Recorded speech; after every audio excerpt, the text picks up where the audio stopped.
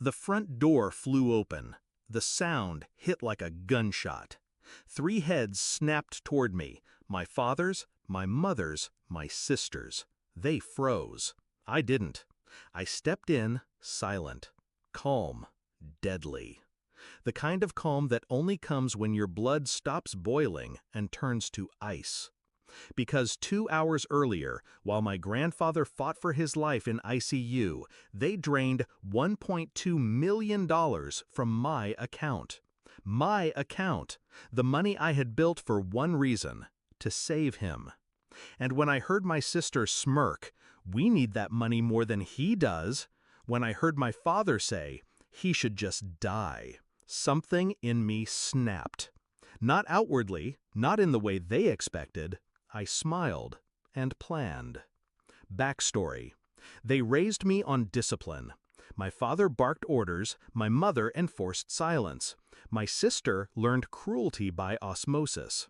I was the outlier, quiet but relentless. The one they underestimated because I chose patience over noise. My grandfather was the only one who saw me, the only one who believed in me. He taught me that real strength isn't volume, it's precision. So when he collapsed and I moved heaven and earth to fund his treatment, I thought maybe, just maybe, they'd stand beside me. Instead, they gutted me. Hashtag discovery of betrayal. The first clue came from the bank alert. At 3:12 a.m., the transfer appeared. I didn't panic. I didn't cry. I logged in. I traced the routing. I saw the destination, a family account I was conveniently excluded from. They didn't even mask it. That was their arrogance. And arrogance is a weakness. I exploit weaknesses. Hashtag shift in mindset. Most people, upon betrayal, explode. Not me. I went quiet. I replayed every lesson my grandfather ever whispered. Control the board. Don't show your move until it's checkmate. So I plotted. They wanted my money. I'd let them choke on it. Hashtag execution of the plan. Step 1, documentation. I pulled every transaction, every message, every voicemail where their greed bled through. Evidence. Cold and undeniable. Step 2, isolation. I froze the family account. Not overtly. I rerouted it under investigation status, flagged as fraudulent transfer. Banks don't play games with fraud, especially at 7 figures. Step 3, exposure. I reached out, not to them, but to the one man they feared, their accountant. I let him discover the fraud. By the time he called them, panic had already set in. Step 4, legal trap.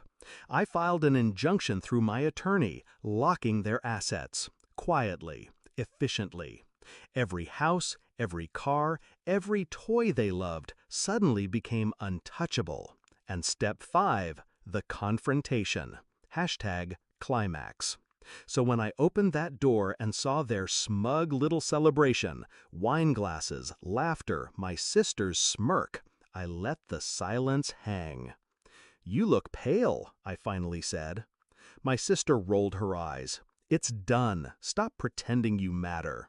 I set a folder on the table. Inside, every bank statement, every signature, every shred of proof.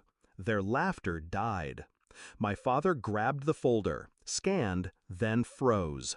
His jaw clenched. His eyes darted toward my mother. I leaned in. "You stole from me while he was dying. That was your mistake. But the bigger mistake? Leaving a trail I could bury you with."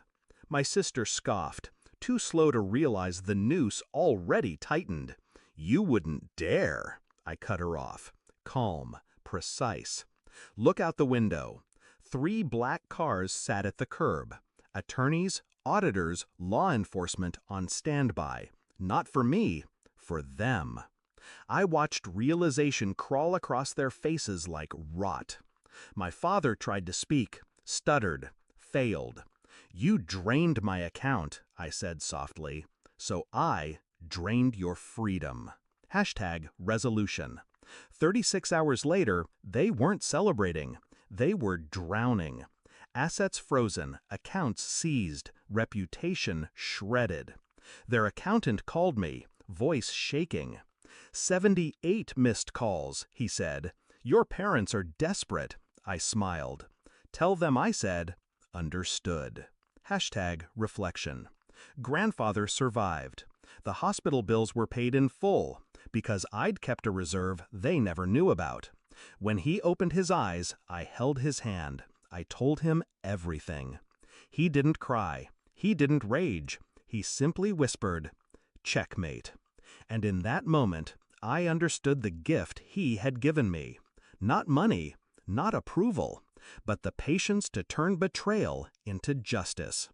My family thought they bled me dry, but in the end, they learned the truth the hard way.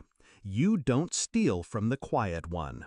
Because silence doesn't mean weakness. It means you never heard the knife being sharpened.